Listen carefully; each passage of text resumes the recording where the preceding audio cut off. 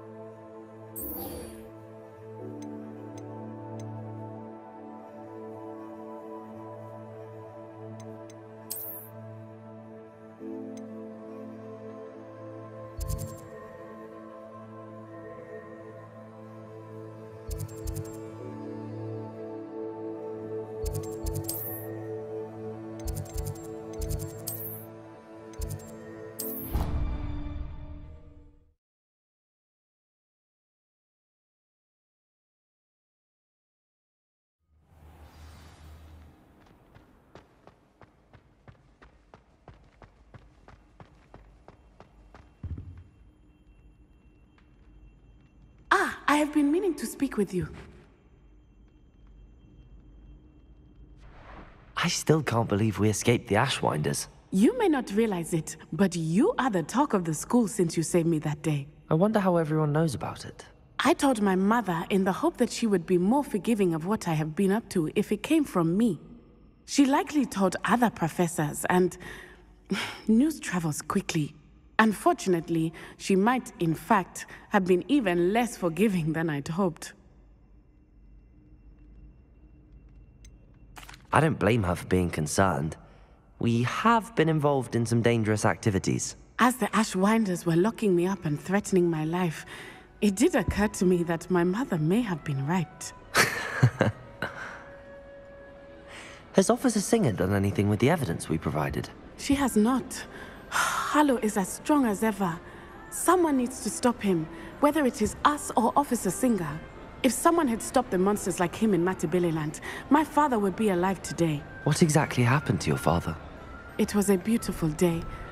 My mother had gone to tend to a neighbor who was ill, and so my father and I were galloping in the savannah. Galloping? Your father was also an animagus, I take it? He could become the most majestic giraffe, and he would carry me on his back, my arms around his neck. We were on our way home when we surprised a group of bandits who had come from our village. One of them saw me just as he removed a scarf from his face. He shouted and then aimed his rifle. He didn't want you to identify him. Exactly. In an instant, my father bowed his neck to protect me and was hit. As he fell, my father changed back into his human form. When the bandits saw this, they turned and ran in fear. Magic terrified them, and then he was gone. And it was all my fault. Your fault? How so? He died protecting me. If I had been capable of protecting myself, he would still be alive today. My mother and I tried to go on without him, but it became too much for us there. A few years later, we left to come to Scotland. Do you think taking down the Ashwinders will avenge your father's death? No. Vengeance is not what drives me. My father would not want that. He and my mother raised me to believe that it is a privilege to be able to fight for those who cannot. I know there is risk involved, but I feel it is worth it. I am glad you seem to think so too. What does your mother think about all of this? Well, as you saw, she worries a great deal. She is an excellent seer, but I think it bothers her to this day that she did not see my father's death coming. She misses him, as do I. So I believe on some level she understands my need to seek justice in a small way. But that does not mean that she likes it. Do you think your father would approve of the things we've been doing? Oh my, that is a good question. In theory, yes. Although he would worry as my mother does. But I think he, of all people, would understand my persistence. My father never shied away from a fight for good, no matter how ruthless the foe. And I think he would have enjoyed knowing that I had a compatriot like you. I'm sorry, Natty. I can't imagine what you've been through. Your father sounds exceptional. He was. Truly extraordinary. And thank you for your kind words. We all have our burdens. My father had a saying about that. Yes, I remember. Rain does not fall on one roof alone. Exactly. Soon you and I will put an end to the Ashwinders, beginning with Harlow. And once he is gone, we will turn our attention to Rookwood. We are making progress, and we will succeed. Thank you again for saving me. You deserve all of the praise you have received.